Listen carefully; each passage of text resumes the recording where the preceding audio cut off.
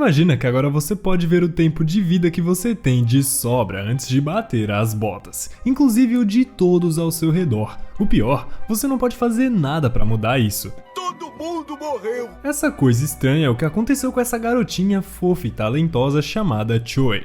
Mas qual é o talento dela? Ela tem um vozeirão e canta muito bem.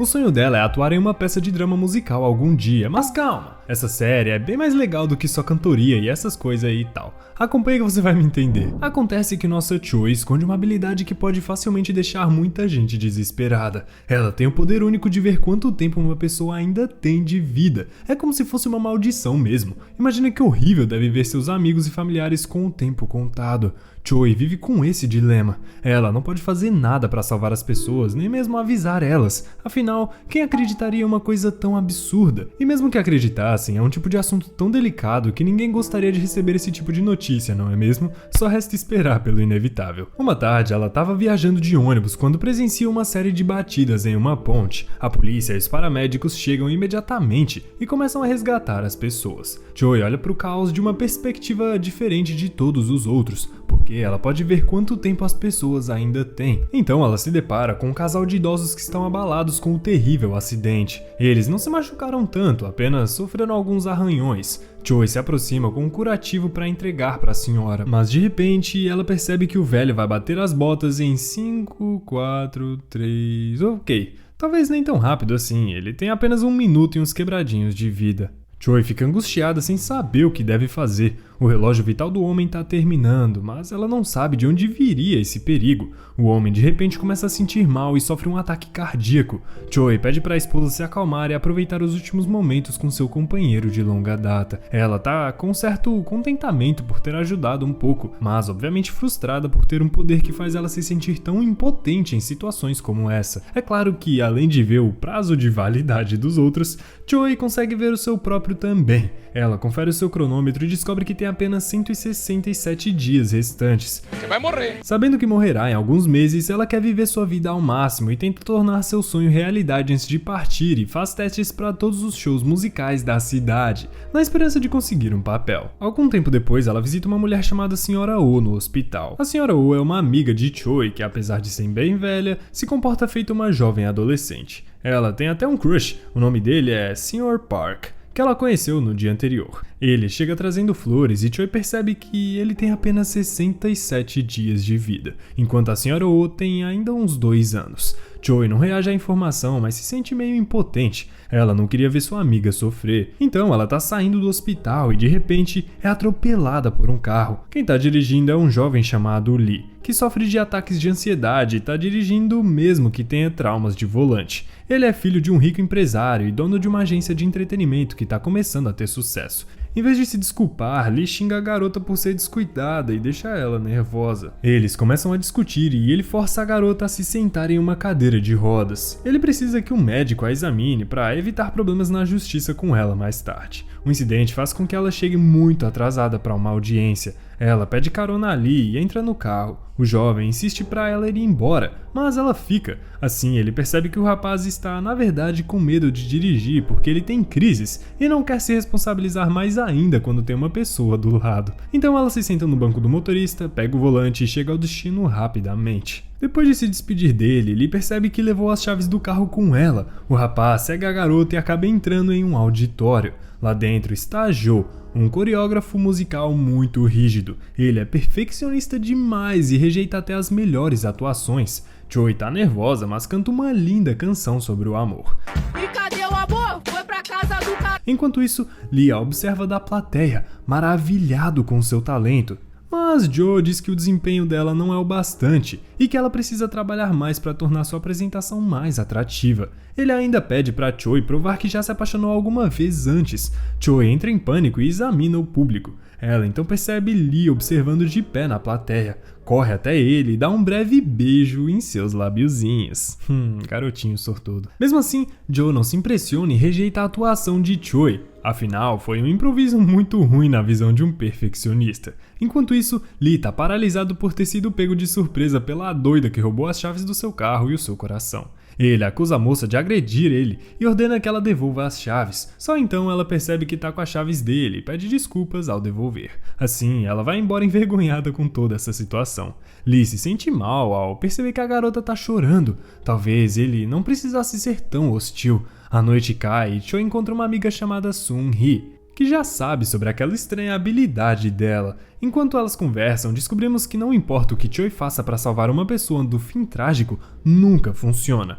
Mesmo nas condições mais seguras, eles acabam sucumbindo, seja de ataque cardíaco ou um acidente. Enquanto isso, em outro lugar, Lee está em um encontro romântico com sua namorada B. Ela também é filha de um rico empresário e assim aparentemente é a pessoa certa para Lee. Mas quando se conhece melhor, ela é o contrário dele, arrogante e manipuladora.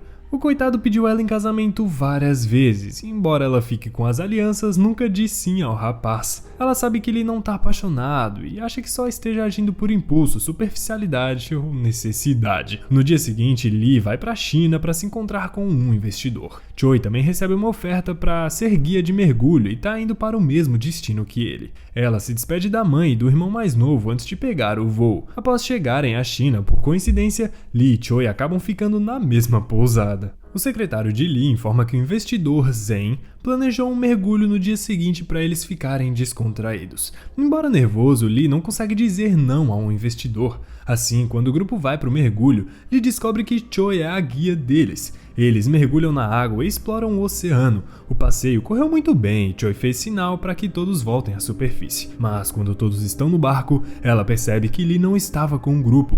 Pensando pior, ela rapidamente mergulha de volta e tenta encontrar o jovem rapaz. Lee já estava quase inconsciente no fundo da água quando a garota aparece e salva ele. Eles compartilham o tubo de oxigênio e nadam para cima de mãos dadas. Só então, Choi percebe que seu relógio vital parou de funcionar. Ela olha assustada e desmaia de repente. Não se sabe como, mas Lee acorda dentro de um barco e o, digamos, relógio está funcionando normalmente. Mas quando Lee entra no quarto para ver o estado dela, os números pararam de transcorrer outra vez. Choi fica sem saber o que está acontecendo. Ela olha para ele e para o pulso dela com uma cara de espanto. Para tentar entender, ela se afasta de Lee. Suspeita confirmada. O cronômetro só congela quando ela está perto daquele rapaz. Isso significaria que, se ela ficasse com ele, poderia ter uma chance de atrasar o término da vida. Na cena seguinte, Choi está de volta à Coreia com Sun-hee, a sua amiga. Ela fica chocada quando Choi fala sobre aquele mistério em torno de Lee e o funcionamento do relógio dela. Além disso, Choi lembra que não viu nenhum cronômetro em Lee. Uma semana depois, ela descobre que Lee e o diretor perfeccionista estão se unindo para organizar um musical. É um projeto bem grande e com um gasto muito alto. Ela pensa que se conseguir um papel, ficará mais próxima de Lee e ao mesmo tempo realizará o seu sonho de atuar em uma peça importante. Então, no dia seguinte, ela treina loucamente e se prepara da melhor forma para a apresentação. Enquanto isso, Lee e Joe criam estratégias para selecionar os artistas ideais. Joe, como sempre, não quer a interferência de ninguém na seleção, mas como Lee é o dono da grana, ele consegue diminuir a influência do perfeccionismo de Joe. No dia da audição, Choi canta uma música e se sente muito melhor do que da última vez. Estranhamente, a música faz Lee sentir uma sensação desconhecida. Ele sai da audição sem nem saber como lidar com aquele sentimento controverso. Choi percebe sua ausência e conta mais tarde pra Sun-hee sobre isso. Sendo uma boa amiga, ela pensa em um bom plano para manter Lee perto de Choi. Os resultados da audição serão anunciados algum tempo depois, mas Choi assumiu como missão pegar Lee e prolongar a sua vida. Essa é a interesseira mais diferente que eu já vi na vida. Mais tarde ela vai ao escritório dele e se apresenta como uma candidata a ser sua motorista. Lee pede que ela saia, mas ela insiste que é a melhor pessoa para o trabalho, já que ele tem dificuldades por causa das crises de ansiedade. Quando Lee sai, ela segue ele até a sua casa e corajosamente o convida para um encontro. E aí, o que será que o Lee vai responder? Sim ou não? Mas antes de eu responder, se certifica que você tá inscrito no canal aí, ô seu cavalão. Aproveita e já deixa o like aí também, que você tá assistindo aqui, quer dizer que você gostou, né? Cavalão. Também comenta sua nota de 0 a 10 aí no final, hein? Pra eu saber a nota do filme, hein? Presta atenção, ô vacilão. Bom, ele nega a proposta, mas antes que eles possam conversar mais, um grupo de 3 homens os interrompe. Eles são atores enviados por Sun-hee pra atacar o Lee.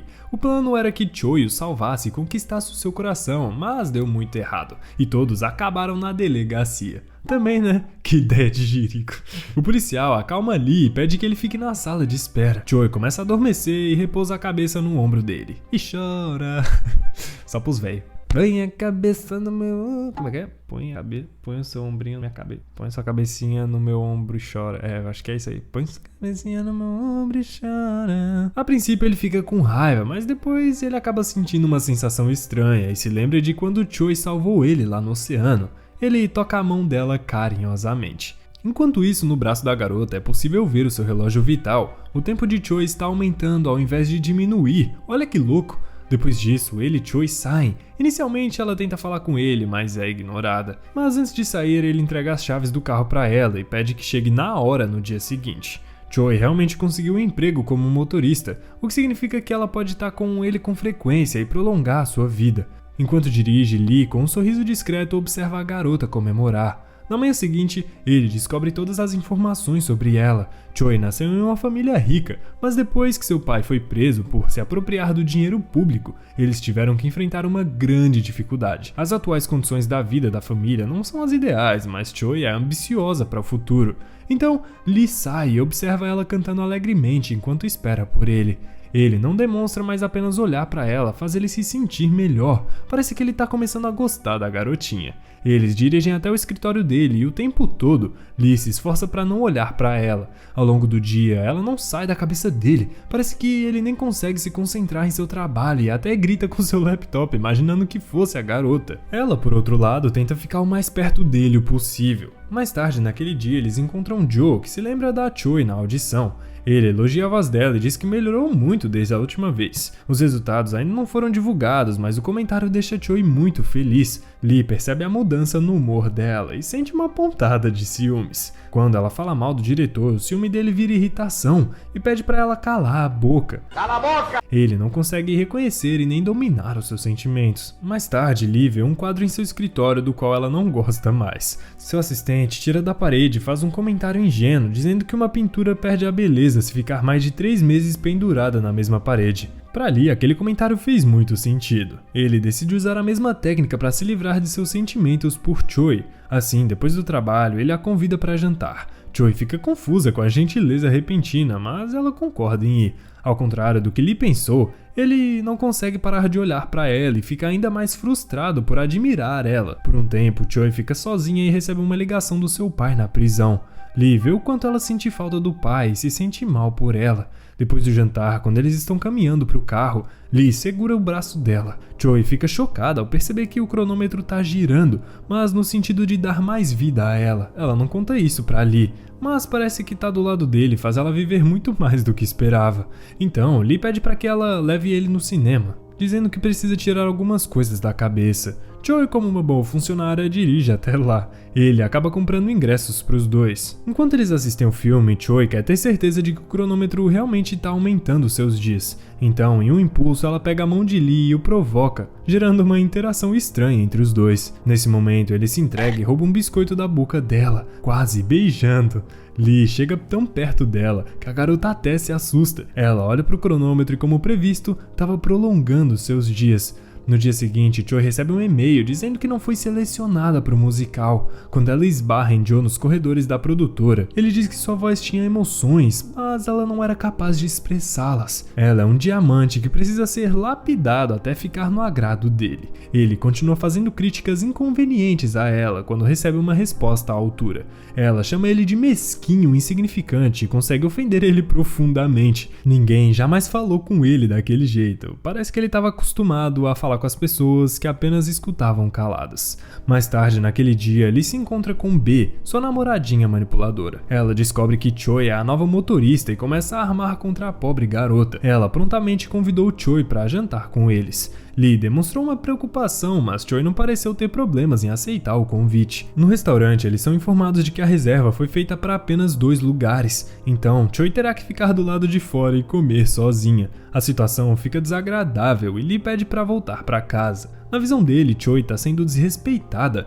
B conduz a situação argumentando o contrário. Ela manipula todos para que Choi seja exposta ao ridículo enquanto pensa que B esteja sendo boazinha. Ela até entrega para Choi um cheque para que ela pague pela refeição e continue com eles, mas do lado de fora em uma mesa à parte. Choi se sujeita àquela condição e está sozinha em uma mesa enquanto Lee e B estão comendo juntos. Mesmo assim, Também sendo manipulado, Lee não consegue parar de olhar para Choi. Ela tá saboreando sua refeição como se nada tivesse acontecido, mas para ele, a garota foi apenas humilhada de forma gratuita e covarde. B pede licença para ir ao banheiro e ele aproveita para ir até Choi. Ele arrasta a garota para fora do restaurante e pergunta como ela pode ficar bem ao vê-lo sentando na companhia de outra pessoa enquanto ela come sozinha. Choi olha para ele confusa, mas Lee não deixa ela explicar e apenas admite que de algum jeito gosta de Choi. Essa foi uma parte da série About Time, que é uma série coreana. Mas calma, eu ainda tenho um recado muito importante para você. Há cerca de 1 ano e meio atrás, eu lembro que eu nunca tinha editado um vídeo na minha vida, e cerca de uma semana depois eu decidi aprender a editar para criar esse canal aqui que você viu o vídeo agora. Minha edição não era das melhores, mas funcionou como você pode ver. Eu trabalhava na praia colocando guarda-sol para as pessoas, e uns 3 meses depois eu tinha recebido meu primeiro salário do YouTube. Foi exatamente R$2.476,05. Minha vida mudou nesse momento. E aí você se pergunta, tá, mas o que isso tem a ver comigo, Henrique? Há algum tempo atrás, nós fizemos uma enquete lá na comunidade e o maior interesse de vocês foi em edição de vídeo. Então eu e toda a nossa equipe decidimos juntar todo o nosso conhecimento e decidimos te ajudar. Muitos nos elogiam diariamente e isso é fruto de um trabalho bem feito em equipe. Vamos te ensinar a edição de vídeo do absoluto zero até você conseguir viver de edição de vídeo, ganhar uma boa grana e trabalhar do lugar que você quiser. Você vai aprender mesmo que você seja um completo iniciante e te falar a real, você pode ter resultados muito rápidos, assim como eu tive. Se você ficou interessado, entra na lista de espera que vai estar disponível aí no primeiro comentário fixado. E assiste esse vídeo aqui também que tá muito massa. Te vejo lá.